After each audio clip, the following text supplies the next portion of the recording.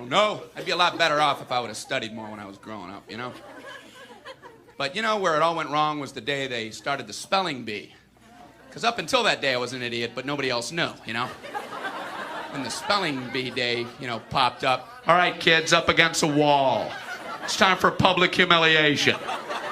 Spell a word wrong, sit down in front of your friends. You know, that's great for little egos. Hey, look at me, I'm a moron. I wasn't even close. I was using numbers and stuff. That's why I admired that kid who spelled it wrong on purpose so he could sit down, you know? He knew he wasn't going to win, so why stand there for 3 hours? First round, cat, K-A-T, I'm out of here. Then as he passed you, I know there's 2 T's. I remember my teacher asked me, Brian, what's the I before E rule? I before E, always. What are you, an idiot, Brian? Well, apparently. So she explains it, no, Brian, it's I before E, except after C, and when sounding like A, as a neighboring way, and on weekends and holidays, and all throughout May, and you'll always be wrong, no matter what you say. That's a hard rule. That's a rough rule.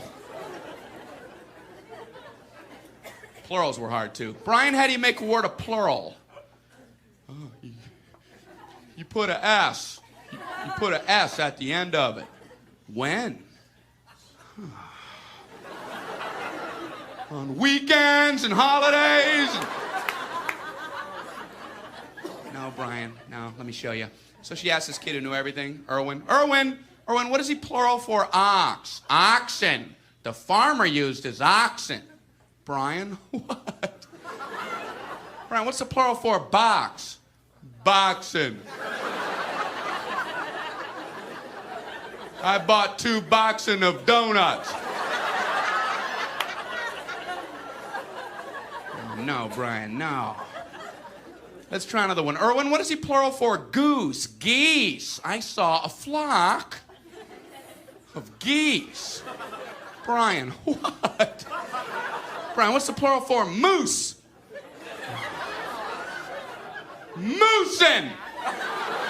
I saw a flock of moosin. There are many of them, much moosin.